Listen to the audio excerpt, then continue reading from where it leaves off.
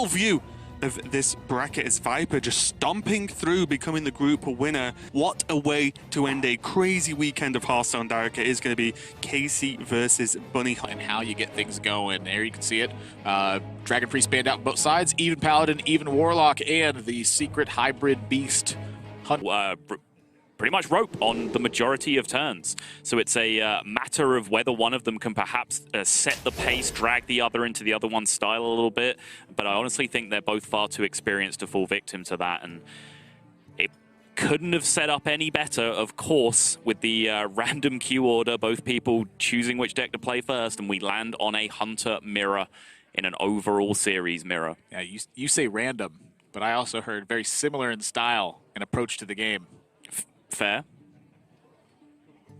I'm just saying. I think a lot of people do random, but I think when you're playing against somebody else who's really good, you always try to get them. Do we really want to have this conversation? I know it's late in the day.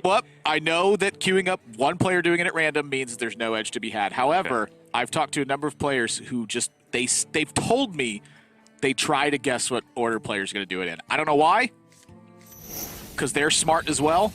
And everyone's smarter than me, and that's a pretty easy one to pull off, but you choose one, you go. You got to win with all three. I know we've used all the A material already, and we're scraping the barrel now, but do we really have to talk about pick order? Come on. Look, Dan wanted to talk about it earlier. He really did. He really did. Anyway, Diamol landing. The face of terror is in play. Bunnyhoppor doesn't really have development here, but Casie is missing the immediate card to push the advantage, which is Crackling Razormaw, something that we do see present on Bunnyhoppor's side of the board. I don't think he's too keen to necessarily coin this one out every single time, though. I mean, the threat of another Razormaw, even just like a Sprint Ball Candle Shot. Yep. There's a lot that disrupts this effect, so I think it's just Candle Shot, go ahead. Coin is such a valuable tool in the matchup where you're fighting on even footing, but at some point you got to make a tempo play.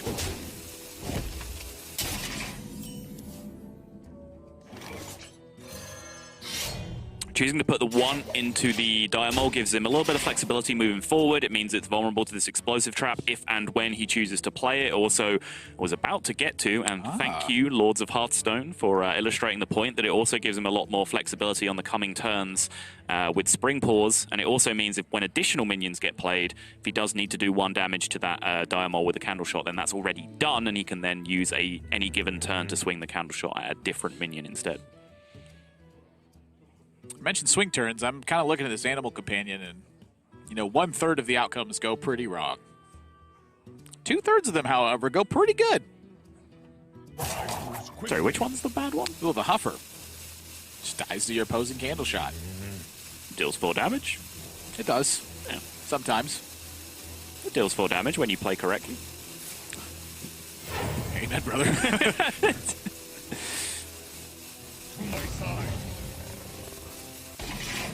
Not too unhappy about Leok. It's about the same thing as Misha in this spot. Until the Misha comes back the other way, which it doesn't, fortunately.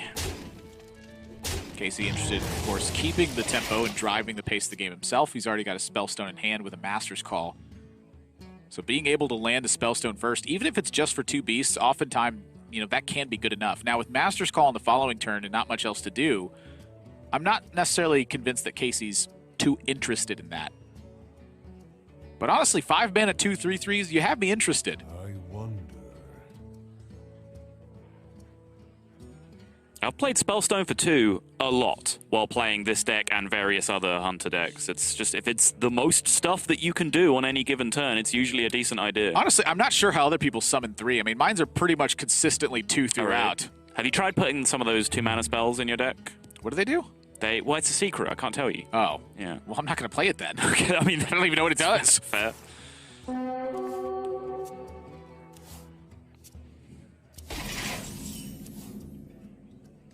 Ooh. That's a bingo. Taking a look at Casey's road of how he got to this point.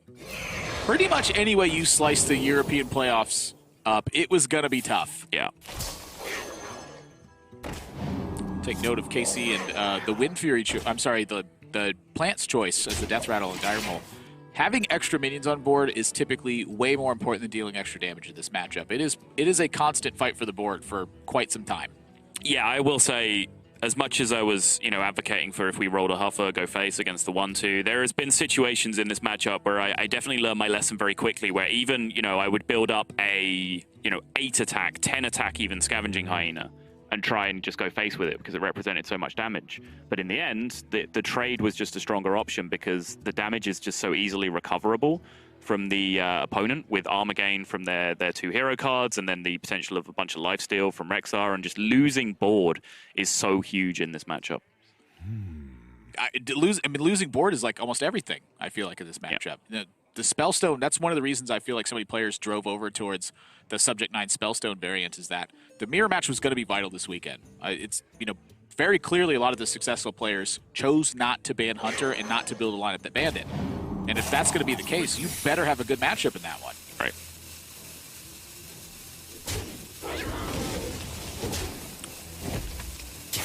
Interesting. Yeah, a little bit of bamboozling going on here, I think, with Bunnyhoppor playing out the explosive trap, but at the same time respecting a 3-2 and taking it off the board that would have died to the explosive trap anyway. Puts a little bit of doubt in Casey's mind. It also takes the most threatening target for, like, let's say, a Dire Frenzy off the board, so it wouldn't connect to face and also be on a Crackling Razormaw, which is a great target to do it on. Yeah, there's a lot of reasons to end up doing what Bunnyhoppor did. I think Dire Frenzy is the main one there. Yeah. But the Bamboozle is a nice little side effect there. I think that's quite interesting.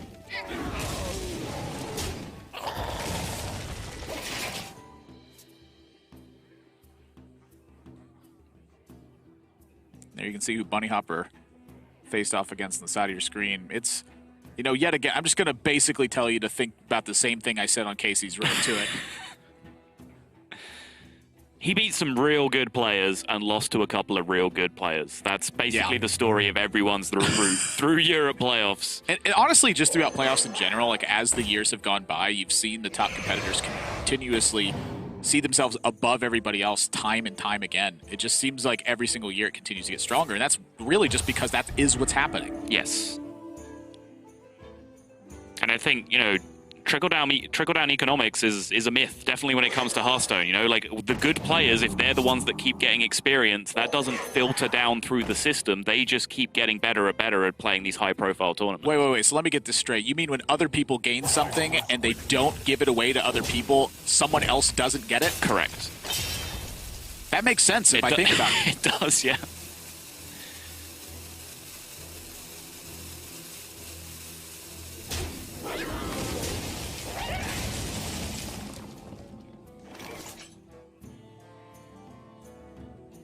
First secret of the game for Casie. I imagine he has some interest in applying that here in some way.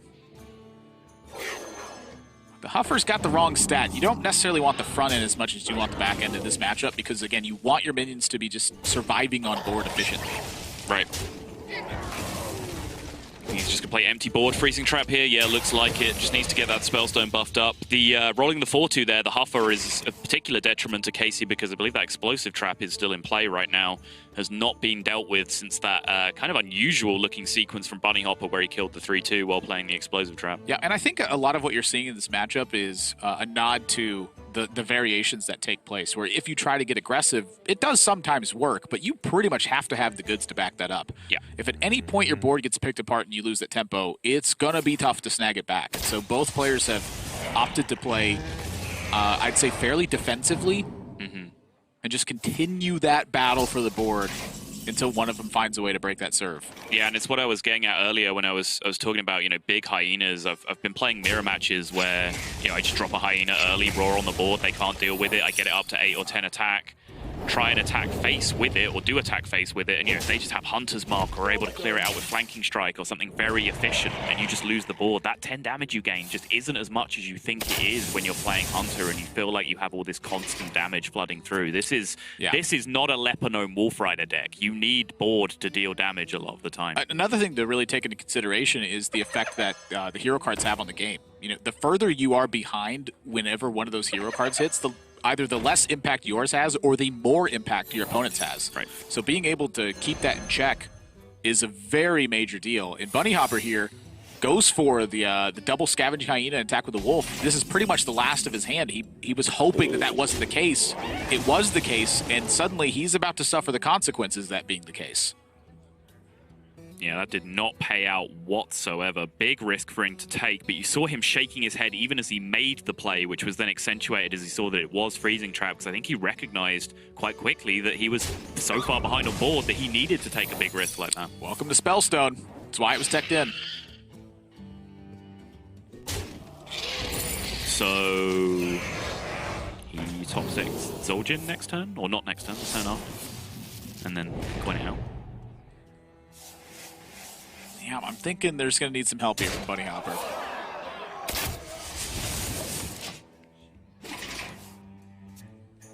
And that's not it.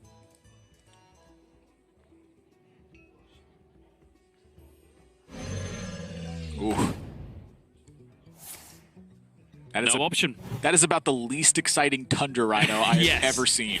Tundra Rhino is one of my favorite cards. Like, probably my favorite hunter card, narrowly beating out Scavenging Hyena. So you can tell that I am thrilled with this current hunter deck that we are now playing, which features both.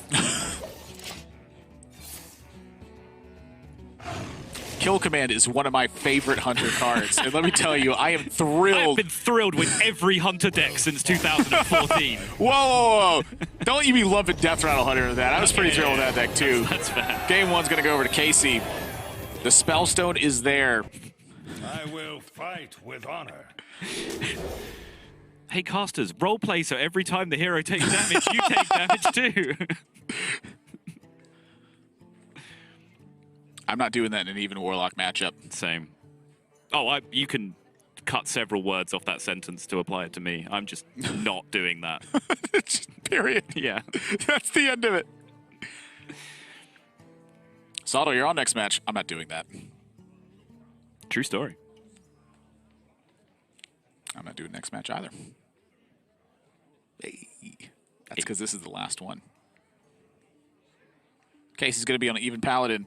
And I'm looking at a pair of cards in hand that these are pretty much the bread and butter of the deck.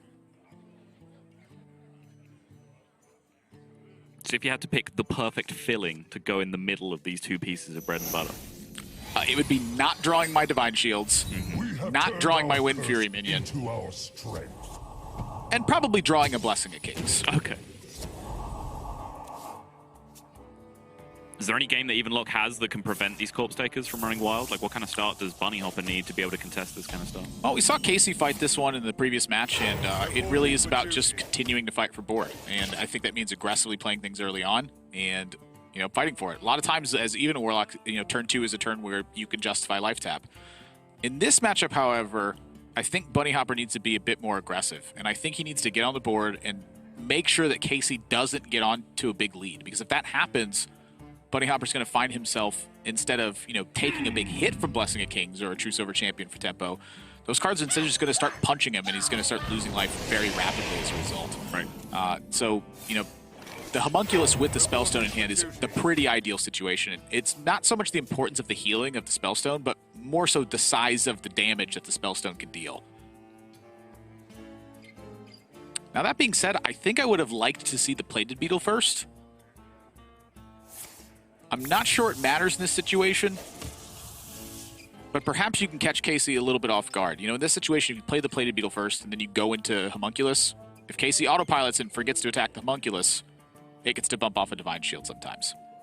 Okay. Semantics thing. Must destroy. Bump off a Divine Shield and live. Rather, I should have said.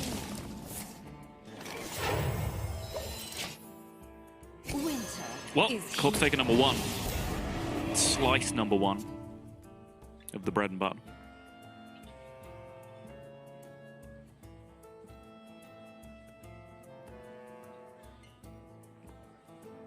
Ooh, this is going to get ugly fast.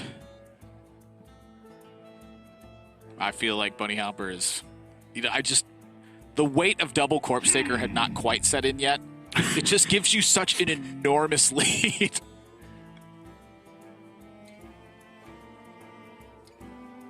Tarim already in hand. Valinir rearing and ready to go. Yeah. And this isn't one of those equality, avenging wrath, I have a Spike Ridge Steed already kind of hands where everything gets a little bit you know, murky. It's just clean with lots of good minions. So heads up for here for, you know, Bunnyhoppor continuing to fight very aggressively. He just doesn't have much of an option.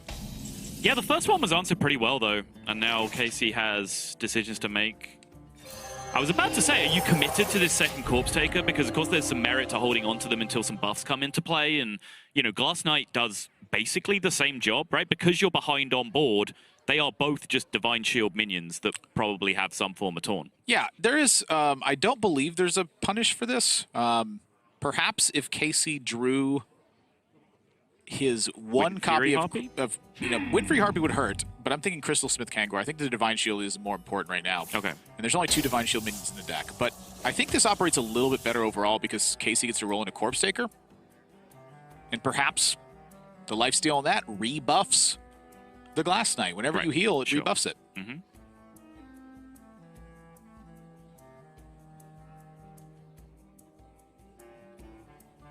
So Bunnyhoppor has been doing as you advised, just playing out minions very aggressively, and he's had about the best possible hand you could hope for to be able to do that. 2 Beetles and a Homunculus so far. But there is, of course, an opportunity cost that comes with that, and that's pressing Life Tap as much as possible. So you can see that the hand sizes are actually pretty much equal here. You know, Casie is going to draw a 7th card on his turn and pretty much contest the hand size pretty evenly. And, you know, he's supposed to be the deck that's just dumping out his cards and playing aggressively. Even if it comes down to a threat-for-threat value battle, even Paladin is pretty well equipped to fight it in the late game. The second one is just so good. Admirable's just freaking out about Corpse Takers It's so right now. good! It's the reason you play the deck is that card, basically. Just go move in with ball control, why don't you?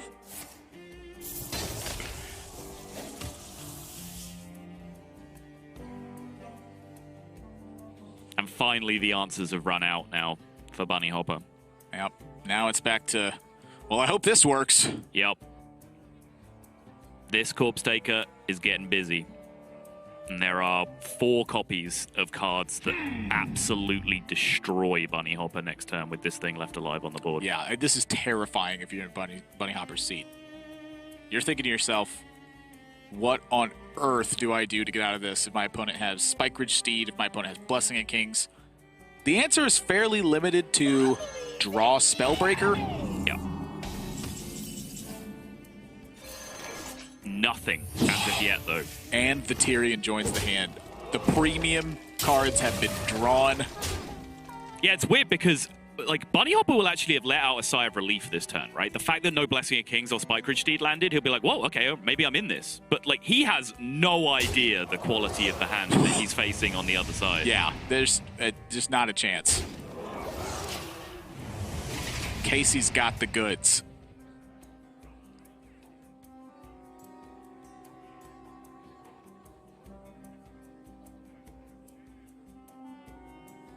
It's worth addressing briefly. You know, we've talked so much about it. I feel like Casey's play has slowed down just a touch for this series so far. Not just in this game, but also I noticed it in the one before. And I think maybe after making a couple of pretty glaring errors in the previous series, he played excellently overall. Just some dumb mistakes, honestly, from not thinking things through enough. Yeah, he certainly did. But I will say, you know, kind of revisiting the point of Bunnyhoppor is going to need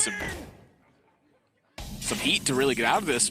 Doomsayer proves to be once again that card that can really bring that back. And so for Casie, this is a very important turn. Bunnyhopper's going to roll into 8 mana, and Doomsayer going off on turn 7 is the primed opportunity for Bunnyhoppor because he gets to land Lich King in that scenario. So I've got a really important question for you, Admirable.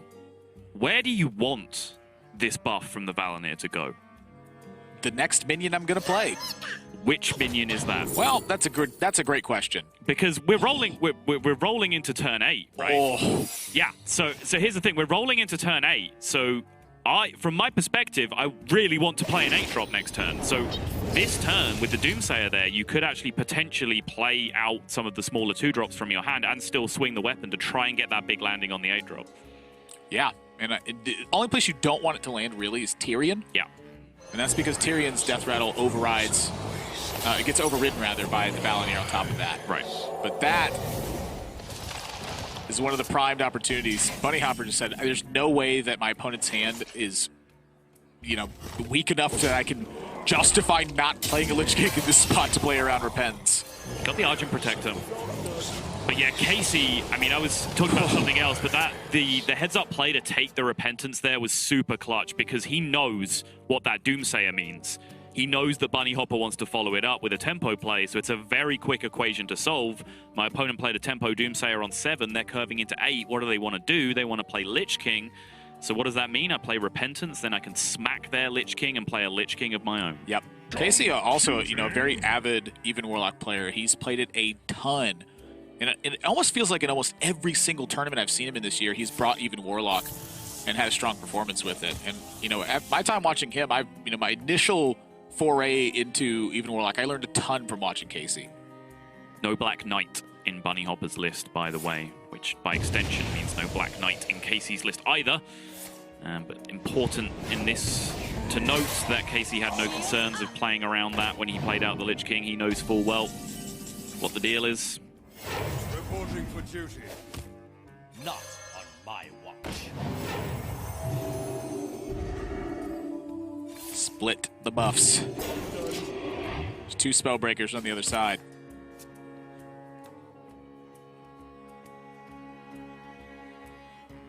There's an ooze at least. It doesn't solve the problem of the Valanir long term, but it will at least reduce a little bit of damage. Yeah, the major issue here is the nature of how equality lines up. You know, Bunnyhoppor probably is not at the luxury of effectively playing around any sort of equality shenanigans. It's just not really how the deck operates. It's a big pile of very strong minions and drawing lots of cards. Right.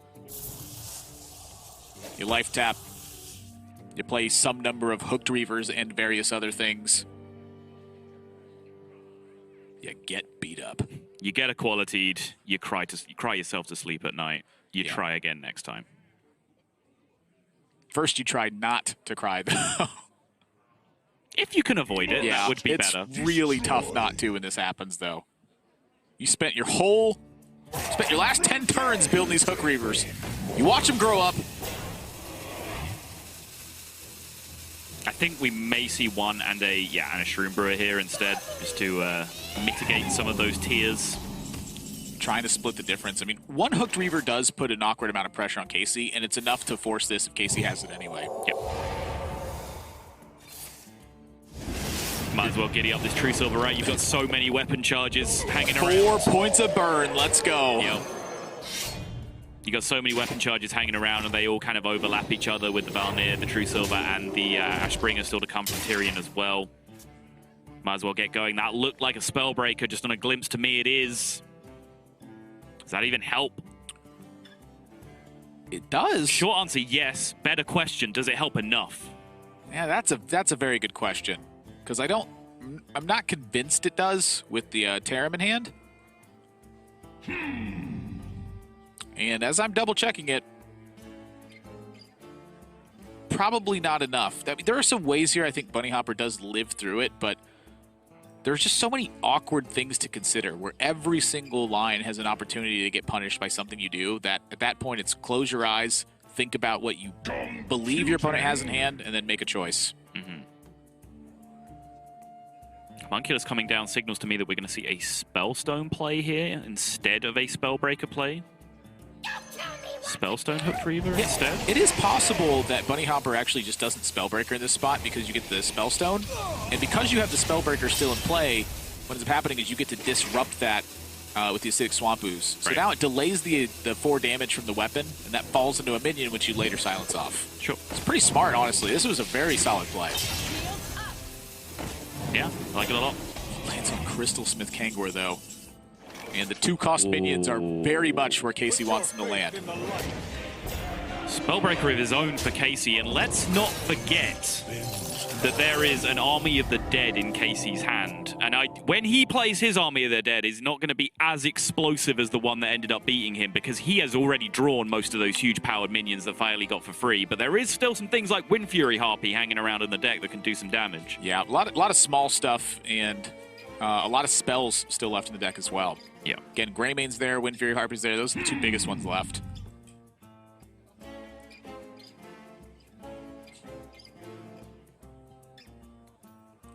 Even Paladin is just a deck full of chunky boys. There's so much power that you can keep putting out for so many turns. It's very even Warlock-esque, where you think it's like you think it's something, and then you realize it's just a bunch of good cards. Yep.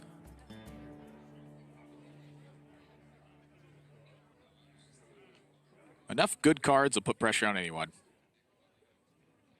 Very true.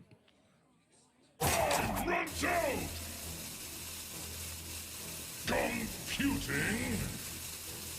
It's like there's two Tyrians in play right now. The Valinir one and the actual Tyrian itself. Yeah, he has essentially just built his own Tyrian. Dang Spellbreakers. Bunnyhoppor very interested in preserving Taunt. Oh. I think that's enough to do it. With the Avenging Rat, he needs the Avenging Rat to just do a little bit of damage to the Homunculus and a little bit to face, which is an almost certain outcome. Yep, there we go. That'll do nicely. Not quite a certain one, but, you know, didn't take very much to get it done. And Casie now has a 2-0 lead over Bunnyhoppor. Yeah, the amount of different permutations that work. This is looking pretty good. We can only hope that throwing isn't also Casey's nemesis, because if he can keep it together from this point, he has a very, very favorable position. And yes, I've been trying to keep it more objective than when Tyler was involved at championships recently, where I was openly rooting for my teammate while casting. I think that's okay. You gotta just get, it's full discretion is all. You mean disclosure? Disclosure, yeah, that's the word I meant. Okay. As well as discretion, but mostly disclosure. In terms of the Full literal disclosure sense, at your discretion. Yes. Yeah, there we go. But mostly the disclosure part. Yes. Yeah. But yes, full disclosure, I am very heavily rooting for Casey to win this match. Did you do any voodoo rituals before the match? I did not, no. And you call yourself a team player. Into our strength. Is that the next step for budding esports organizations?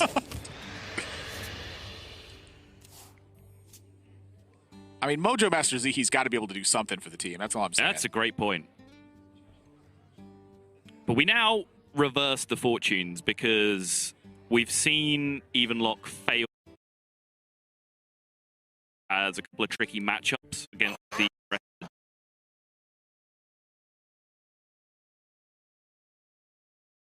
the happy with how it's been.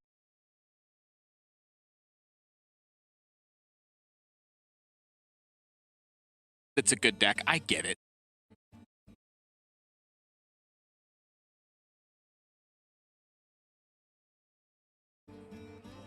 As I said before, this is a man that knows his Evenlock. Maybe I'm just washed. Maybe. Coin Master's Call in a response to a Doomsayer. Not a play that I've ever seen before. Haven't seen this interaction too much, but it makes sense to me. Think about like the old Doomsayers versus Tempo Mage. That was like... You just coin AI. Yeah. Yeah. Think about it versus like the a lot of token druids. They just take that turn to nourish and draw cards. Right. I think it's like one of the most punishing things you can actually do to a Doomsayer. Draw cards against it. Spend your mana on the on the card, draw card. Yeah. Your stuff's going away. Yeah. Got to do something with this mana. Yeah. All right. I'll buy that for $1. Really? Because I got a lot of those if you really are going to pick them up for $1 each. Oh, like $20 by the end of this week. I was going to say $20 limit, and I'm good. You're going to spend $20 on that? Now that I'll spend $1 on. Turn 4 Twilight Drakes? Sign me up. All right.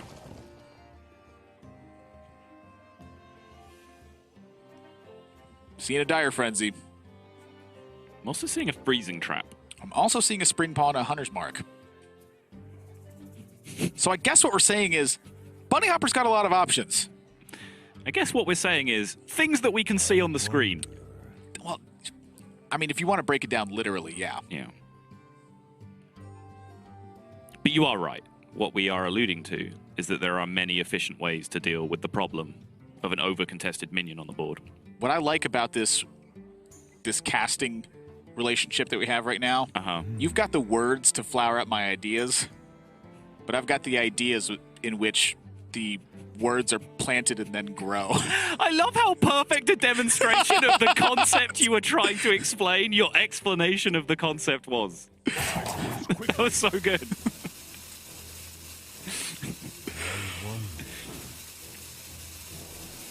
Namaste. It's only hour 14 of casting. Yeah, we're good. Everything's fine. What about just both? What about you blow it up All of the above. and yeah. you get the freezing trap? For those times where you can't decide whether you want to eat an entire bar of chocolate or an entire bag of potato chips, why not just do both at the same time? That's good living. If that candy hasn't been made yet, I think we got $1 million idea, and definitely no one else can steal it from us. Mm-hmm.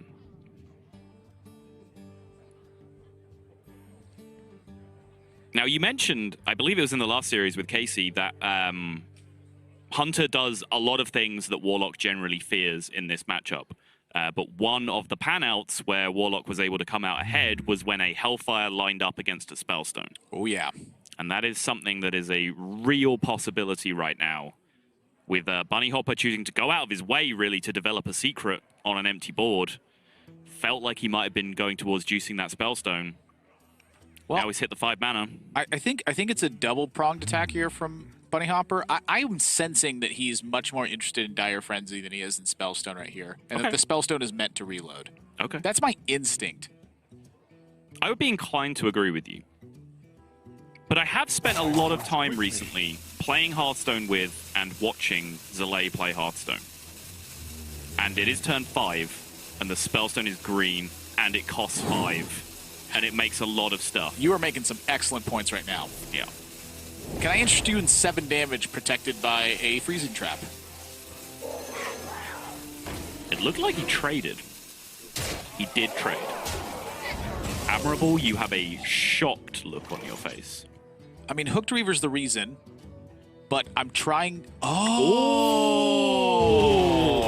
And suddenly... Bunnyhoppor's a genius! I mean, if that's the case, the trade happened, like, if that's how he has to remove it, the damage would still be free, right? Like, the trade would have to happen. Well, he's got a freezing trap in play. Right. So the issue with this is that Casie has the acidic swamp ooze. I'm not buying it. I don't know. No. Not sold. Not buying, not sold. Not even for $1? No. You said you had 20 in the bank. This is still pretty frightening for Casie, though. Yeah, it is.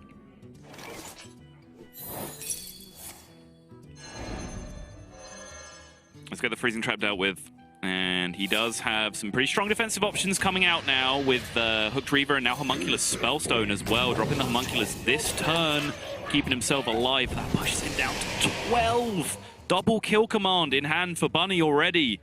Just that 1 mana off the hero power to finish the job. An Animal Companion actually is a pretty important draw here, I'd say, because what this allows him to do is actually not invest too much into pushing. Like, he doesn't have to just jam a kill command, jam a hero power, and play his hand face up to Casie.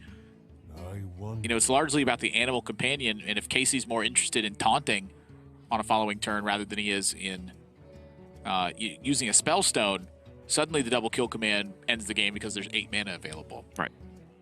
Now, what that would mean for Bunnyhoppor is I think he actually would want to roll Misha in that case, because this offers him the direct trade.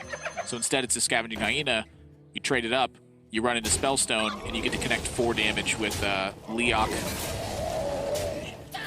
Oh, he's the 4-1 in play as well. So we'd actually get more damage than that. Excuse me. That makes a 1, 2, 3, 4 for Defile as well. Your magic shall not. And based on the current hand, he is not currently dead to double kill command. He's skating up thin ice, though. He really is. That Spellstone is healing for 5, though, and then that goes straight into a Blood Reaver Gul'dan. So if it's going to be any time, it has to be pretty much now for Bunnyhoppor, and that is not it. There's got to be a minion for Casie to do it on, too, and unless he wants to hit his own minion, it's not healing. I'll happily hit my own minion. Yeah, but what I'm saying is you're going to 8.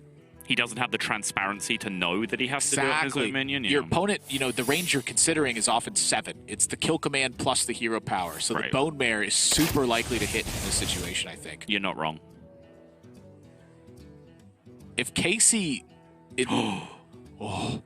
Bunny touched it. This will send such a clear signal. Yeah, he passes it. Oh, that may have just saved his life.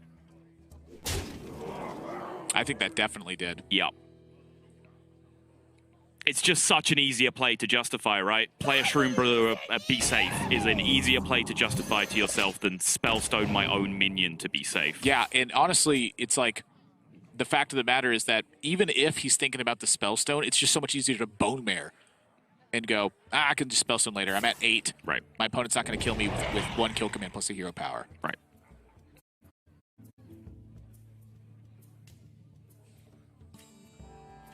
It's coming down to a wire because there are 2 Spellstones inside that Zul'jin now.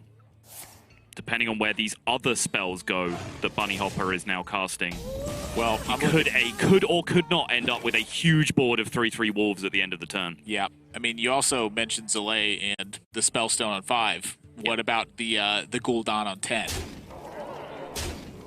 Does it cost 10? In play. Maybe you notice there's 5 extra life, there's 2 extra minions, and now the hero power is outscaling the game. You know, we saw Davido in a couple series ago, or last series rather. He was almost able to get out of it with a Gul'dan super late into the game with 1 health left. All right, strap in, Admirable. The sequence and direction of these spells is massively important. That's huge. Secrets go first. Full board of wolves. Yup. And I don't believe there's too much more removal to come. This is close to perfection for Bunnyhoppor here. Yup. He got the secret down first, the wolves were then summoned, filled the board, he got the Dire Frenzy after that, so it landed on a minion, and then he got the Master's Call after that to be able to have maximum chance of drawing out buff stuff Dire Frenzy minion. You would have liked to see the Animal Companion hit? Yeah. That was about all that went wrong. You really can't ask for much more, though. However, I do think Casie is not in the worst shape in this spot. It's not great, but I don't think it's the worst. Gul'dan is a heck of a card. Sure is. There's a heck of a lot of damage on board. Magic shall not save. Yeah, that's a bit wiser, I think, to trim the damage. You know, it's just 1. But after turn, after turn, after turn, after turn, that 1 turns into 4. So 22, that's 3, 6, 9, 11. The kill command is 16. The hero power is 18. So Razormaw, Wind Fury, or +3 attack are both not lethal, I believe, if that quick count was correct. Let's recount 6, 9, 12, 14. Hero power is 16. Kill command is 21. Yes, he is 1 off.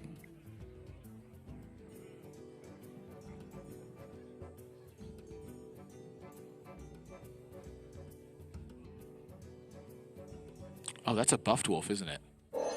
Must be, yeah. Yup. That means Bunnyhoppor's going to preserve the 2/3.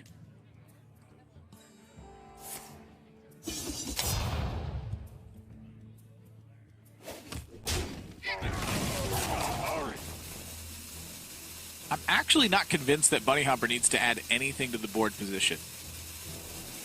Oh my, the Dire Maul's buff 2? Okay, well now I'm not so convinced of what I just immediately said. Suddenly I regret everything. I did not... He's only going to go with the 1/6/6 though, so I think this opens his nose to a second Hellfire. Hellfire, yeah, exactly.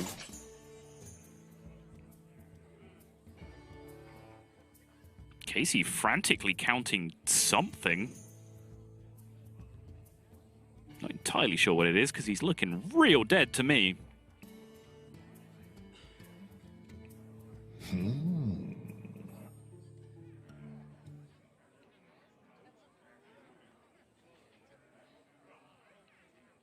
If he plays the Lich King, he can only remove the 6/3 or the 2/3. Like, removing the 2/3 would technically be the most damage off the board if you're playing Lich King. He's playing Spellstone.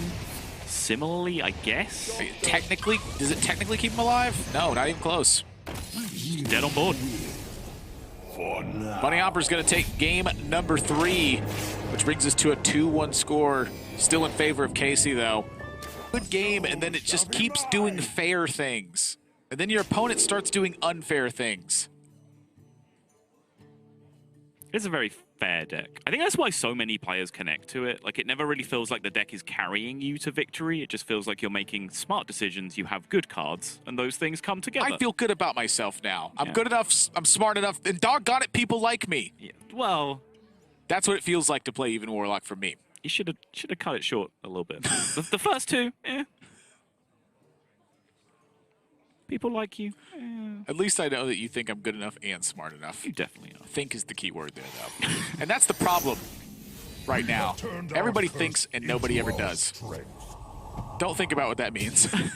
Just do it. It's just gibberish. Okay. Doomsayer in the open hand for Casie, a welcome sight to see. Yeah, he talked about this a lot in the Paladin matchup, how key Doomsayer can potentially be. What's the timing of it, though? Are you doing it on turn 2? Are you trying to leverage it into like the turn where Corpse Taker could land? Like, where's it aiming? It definitely has some dependency on your hand where you just need to be able to follow it up. And sometimes you do have to risk where you're like, my hand is just bad right now. I have to hope I draw the right card and follow this up. Okay. A lot of times that is just turn 2. If you're on the coin, it much more often is. You need a big chunky boy on board to start chopping down these minions that Bunnyhoppor's going to play. Ooh. So in terms of you need to be able to follow up your Doomsayer, how does coin Twilight Drake into Twilight Drake sound as a follow-up? Admirable's given me the good old-fashioned thumbs up. Ideal for sound-based broadcasting. Sound-based.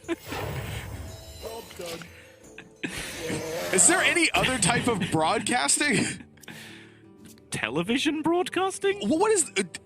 yeah, nobody's watching right now. They're just listening.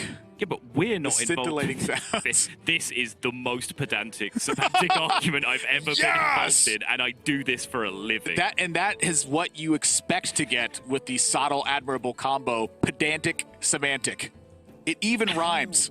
That's just our new duo name, pedantic and semantic. Nailed it. Move on. I'm Nathan Pedantic Zamora, and I'm joined here by subtle semantic Welsh.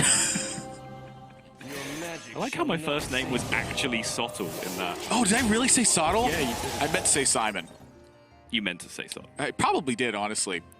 It feels more like your first name to me. I don't really know why. I'm going to pull rank, so this is actually a very important game of Hearthstone that I'd like to talk about, Okay, as I fun as this apologize. conversation is.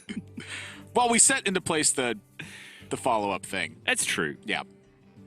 So we are officially now back to real Hearthstone. So what does Bunnyhoppor need to do to actually claw back what is now a pretty significant board deficit? Because I imagine, as the Even Paladin, you really don't want to be behind on board this early against Even Long. Probably not. I'm looking towards a Wild Pyromancer turn. Something's going to happen there.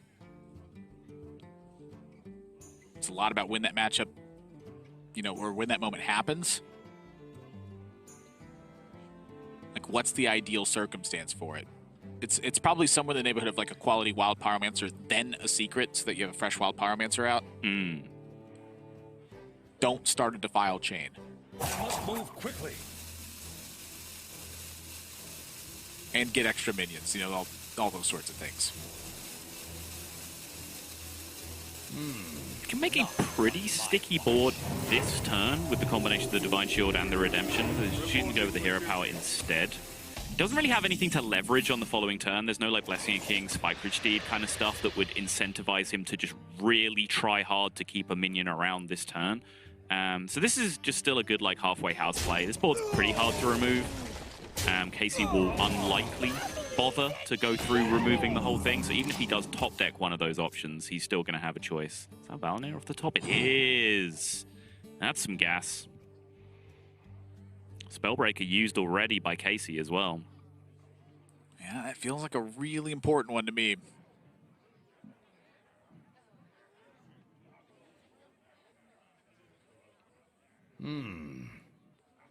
Yep.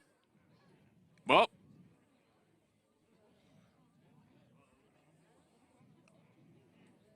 Even Bunnyhoppor's looking a bit tired. This has been a long weekend of Hearthstone. It seriously has, yeah. incredibly grueling for these players to go through. I mean, it's kind of easy to just talk about how long it's been, but seriously, yesterday we broke the record for the longest game and the second longest game Yep. in the first match of the day. Yep. We're talking over 20 hours of rounds have taken place. I mean, you just can't be in your best mental state at that point. I don't think anyone could be expected to be at 100%. Yeah. And I think, honestly, it's a reason why Casie does so well in big tournaments like this is because the speed he plays, he genuinely does just suffer from less fatigue. Because he gets his matches over with quicker. His plays are more instinctual. He doesn't just burn his synapses out from overthinking every tiny last detail. That's kind of how Bunnyhoppor got a PhD. By burning out his synapses over every last detail, yeah. Sounds about right. Let me think. Made it to a championship appearance, or a championship appearance on the way, rather. And in the hunt for a second championship appearance coming up, in the midst of earning that PhD.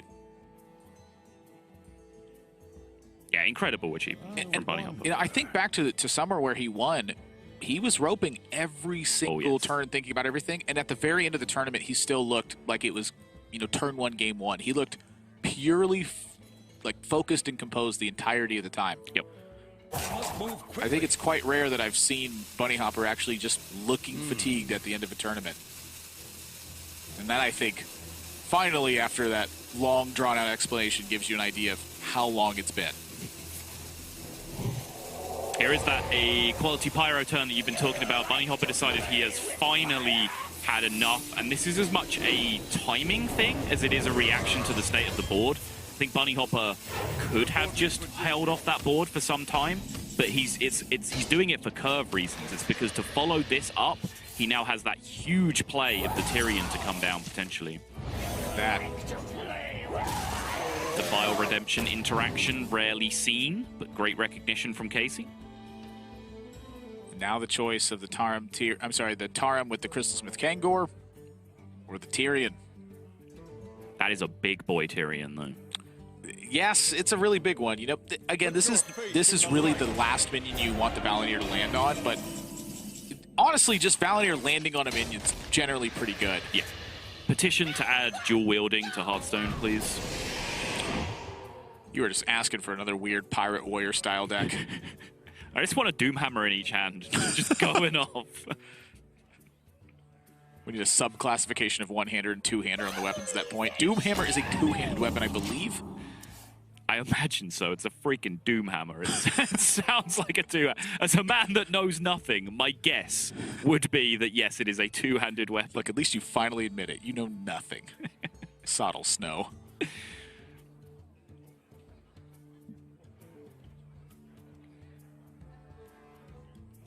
Hydrologist seconded coming down. Redemption yet again would end up being incredibly powerful. No such though. Yeah. Fair point.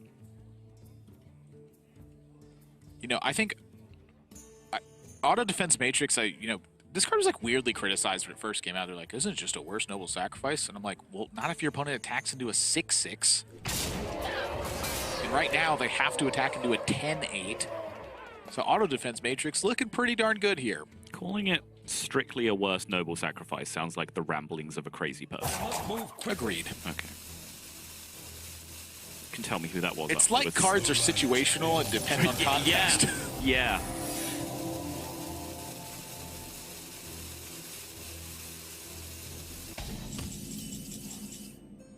There's got to be a defile here.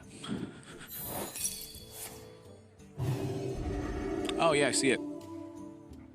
Oh, yeah. Yes. Yeah.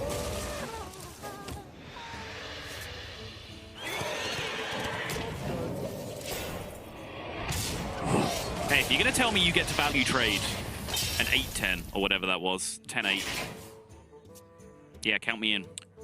And honestly, Casey's in a pretty darn good shape in this one.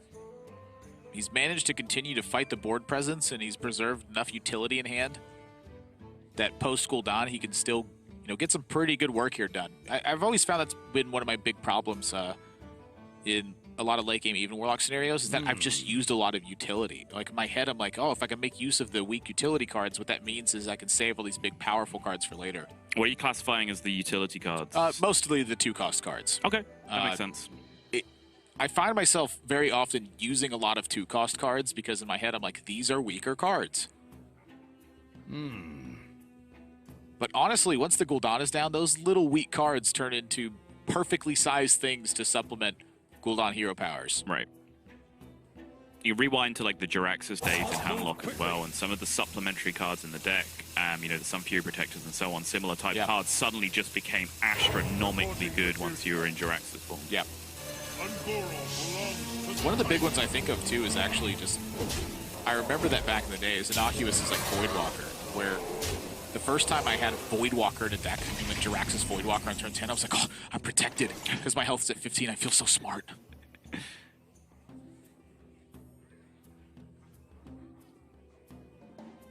This is a big push from Bunnyhoppor, and I think well timed.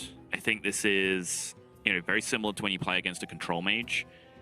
You get to a point of the game where you have to continually threaten to do bad things to your opponent if they play Frostlich Jaina. Yeah. And this is very similar, where you have to threaten to do horrible things to your opponent if they play Blood Reaver Gul'dan. And this is why the utility is so important.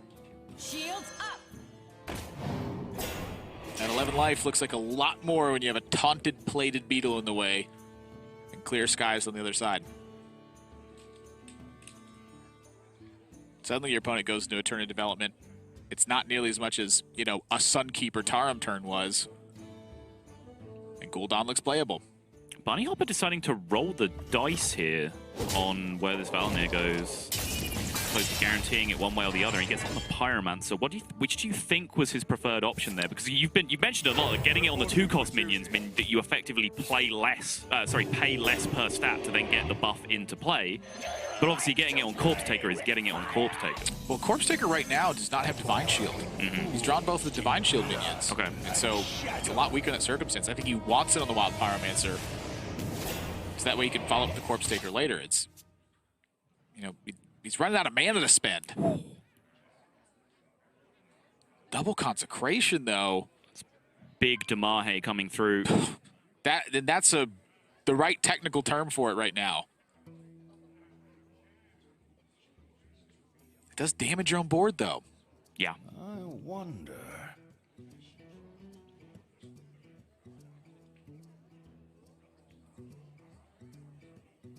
I feel like Bunnyhoppor's window is closing, and I feel like if you're in Bunnyhoppor's position, you also feel like your window is closing.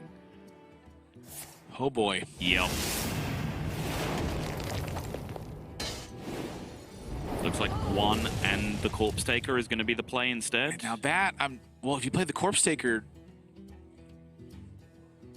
I know what you're about to say, and it's always true. Move quickly. See, from this point onwards, it gets hero powered. At some point, it has to come down so they don't hero power something else. Yeah, it's a true story. I think the Consecration's got to be the push. I really do. I mean, you're connecting so much damage with this Wild Pyromancer if this happens. And if the Wild Pyromancer gets hit by the Blood Reaver Gul'dan hero power, you still get to keep on trucking with that extra 4. Yeah, it's fair. And once again, the utility cards demonstrating why they're so important.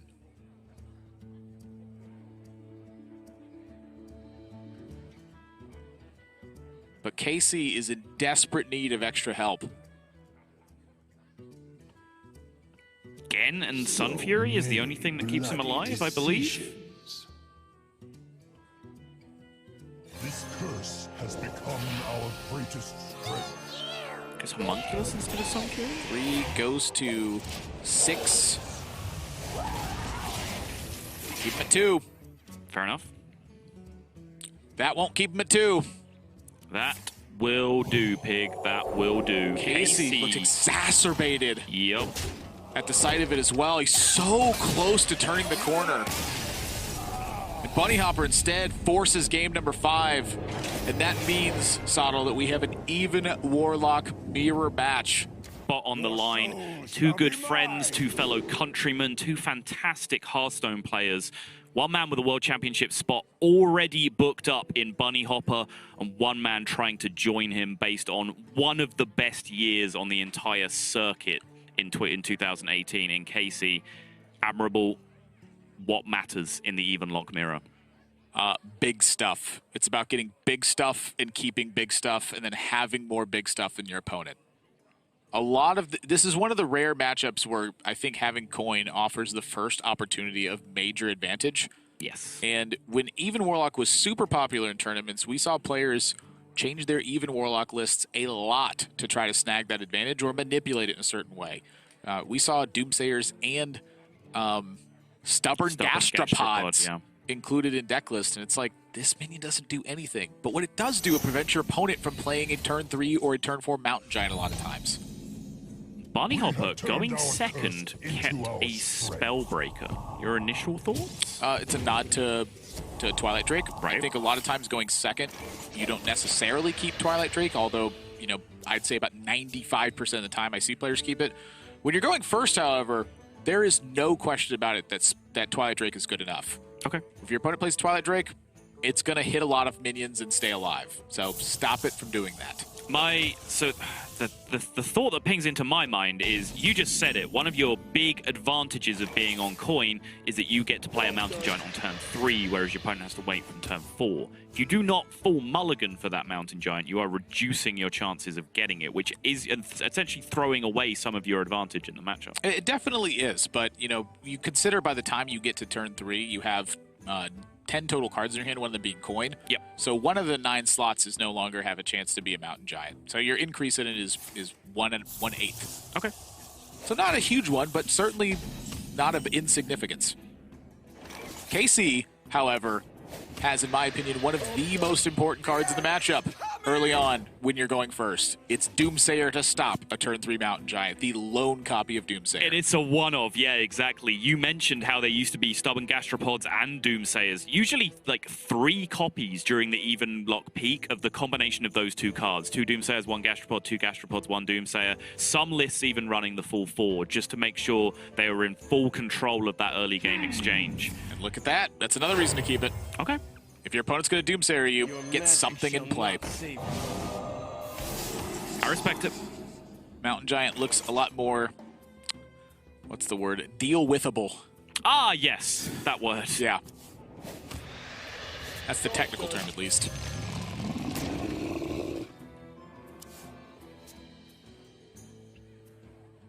Ooh. Pair of chunk boys right there. Yeah.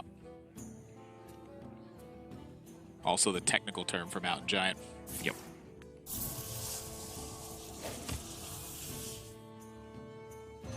You said the Spellbreaker made the Mountain Giant look a little bit more deal-withable, but without Spellstone or anything such in hand, there is really nothing there.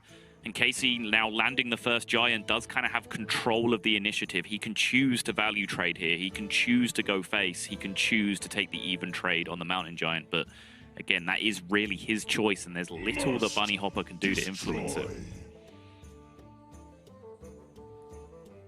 Curious if Bunnyhoppor ever runs into it. Or that. It does cut into some Sun Fury Protector situations there, which actually is quite smart to attack it if you think about it, because then if that 0/7 Doomsayer sticks around, at some point the Sun Fury, you know, protects this Mountain Giant's value trades. Yeah, for sure. Yeah, this is really wise.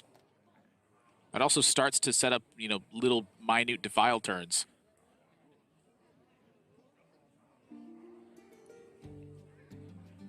And now with the coin gone and the turn 3 Giant advantage mitigated, now Casie truly does have the advantage of going first in a mirror match, where he is just doing every single individual turn's power spike. He has that option presented to him first.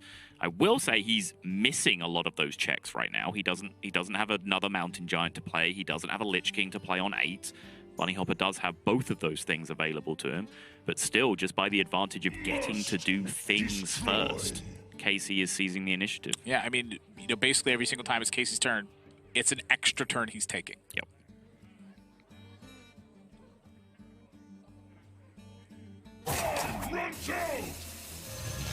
And Twilight Drake certainly throwing a bit of a wrench in the plans, but you know, this is also one of those disruptive attacks where now because Bunnyhoppor has 2 Mountain Giants in play, you start looking at that face damage and you go, well, if I just start shipping this, do I end up winning from this scenario? Bunnyhoppor says not yet.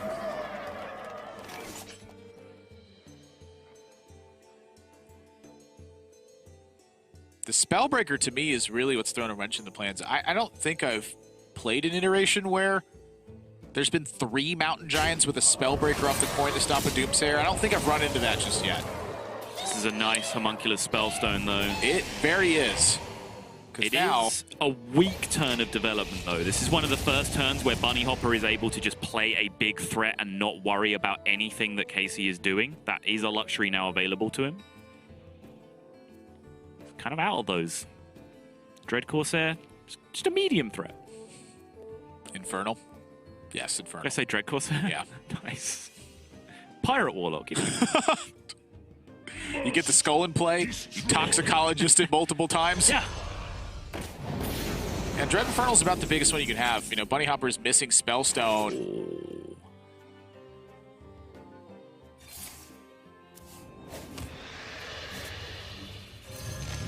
Yeah, that's about the biggest one.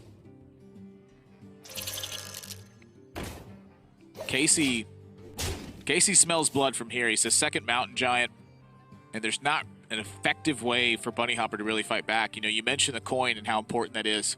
There's no 8-mana turn from Bunnyhoppor. This is never a Hellfire Spellstone smash Casie for 6 kind of turn. Right.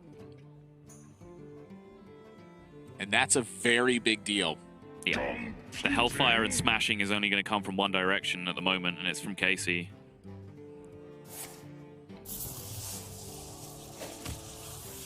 Road bumps. It's getting to that time. Double Defile. Just taking the full clear. Yeah. Oh, and it sets to 15 with the Homunculus, too. That Homunculus actually was a really important draw. It was. It gave him the option of just doing it that turn as well. He could have gone Homunculus Hooked Reaver there just to put a wall up, but the Double Defile was actually a really, really strong option for him. And now, Casie having whiffed the Lich King, now we have another one of those turns where Bunnyhoppor can seize initiative. Double Hooked Reaver or Lich King available. But that Gul'dan draw, if there was any doubt in the mind of which of those plays Bunnyhoppor would prefer, I think that Gul'dan off the top seals it. Well, you saw Bunnyhoppor grab that Hooked Reaver and then went, wait a second, slow down. Yeah. Things can get awfully messy. I am about 99% sure this is right.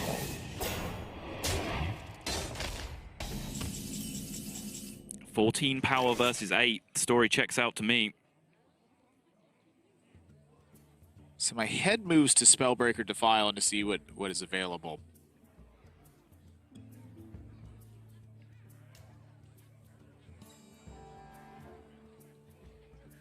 So many possibilities. I'm not seeing a full clear. So you can make the 1 by sending the 6 into the 7. You can get 4 off silencing the 7/7, or you can get 3 by trading the 6/5 into the 2/4, but there's just still so many gaps in the chain. Yep, and Bunnyhoppor here is, I think, now about to take a pretty firm lead. It's the Homunculus being able to trade over here, and then the 7/7 picking up the Bone Mare, and Lich King is clear skies across as an 8/8 coming down. Casey's yet to develop any Hooked Reavers, which means that Bunnyhoppor gets to Gul'dan first after that as well, but he's interested in even just developing more threats back behind that. So if he trades over the 2/4, he starts to turn the Shroom Brewers into more presence on board. Right. I think this is a very smart option from Bunnyhoppor. He recognizes the situation of what Casey's last couple of turns means. There's been nothing really on turn 8, nothing huge on turn 9 either. So Bunnyhoppor knows that he has a very threat-light hand. So that means 2 things. It means a handful of removal, you know, Hellfires and Defiles, or it means that the minions in there are Hooked Reavers. So why bother turning them on and giving him minions to play?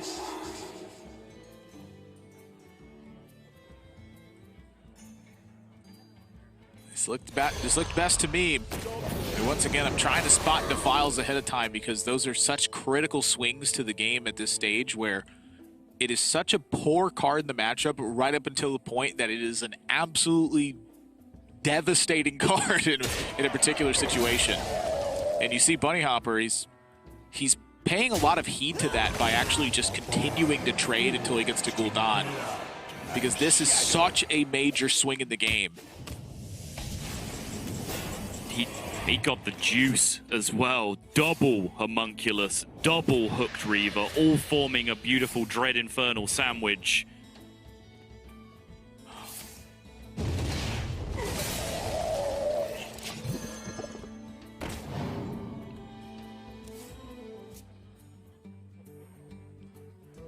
And I think this Lich King could spell lights out now.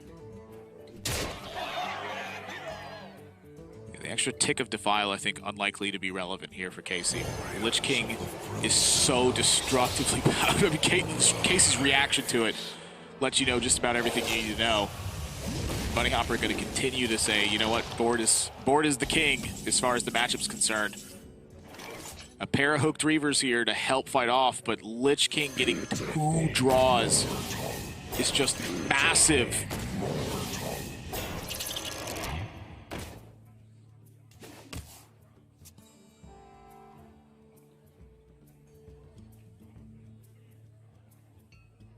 Spellbreaker on its own is just going to do it.